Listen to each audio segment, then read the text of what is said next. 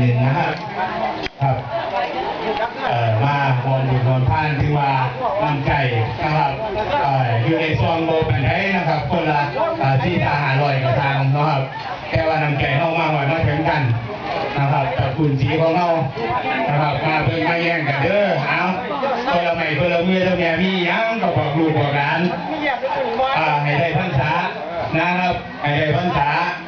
ที่ไหนดีๆเขาไปดูในโรงกาสาวพัฒน์นะครับบทเรียนเชื่อนานให้มันได้นะครับให้มันได้กองใส่กองสวยเป็นผ้าวาผ้าท่ามีอย่างกับวาน้ำเพลินไปน้ำเพลิน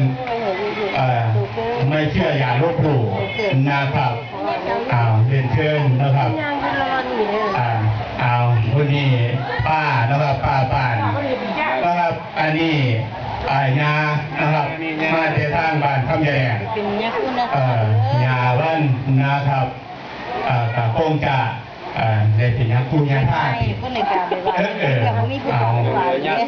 ายาซ่าเอาต่อไปกับคุณพอ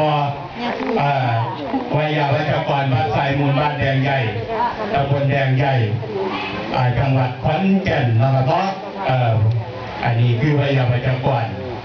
ผู้นำทางวัดนะครับเป็นกะเลยมาเยี่ยมน้องไส้ลาไปใช้กะดีตัวหอยตามนะครับครับรองรับต่อไปกับคุณรองนายกจันทร์กองสีผิวรองนายกตำบลแดงใหญ่นะครับมาหวานมาถึงแล้วก็มาซอยกันคนละไม้คนละมือนะครับถ่าดีลุงเด้อครับอันนี้ก็คุณพอคำพ้นคอยยุ่นนะครับจากตำบลแดงใหญ่อำเภอเมืองจังหวัดขอนแก่นนะครับเพราะเดินทางมาไกลเพื่อจะมาดีผมร้านแล้วก็มีมาฟังขวัญเท่าบ้านแดงใหญ่นะครับหนักขวัญมาหลายอยู่ย่องจะน้อยล่ะเนี่ยสิย่องในขวัญเลยอันนี้คุณพอผู้ช่วยนะครับสมานนะครับมาจากตำบลแดงใหญ่ให้น้าใหญ่ด้วยลูกนะครับแล้วนับต่อไปเนาะอันมาจากจังหวัดขอนแก่นน้ำกันนะครับเนาะผู้นี้มากับหน้าลำไยสักเนาะขอพูดหลายๆเด้อนะครับ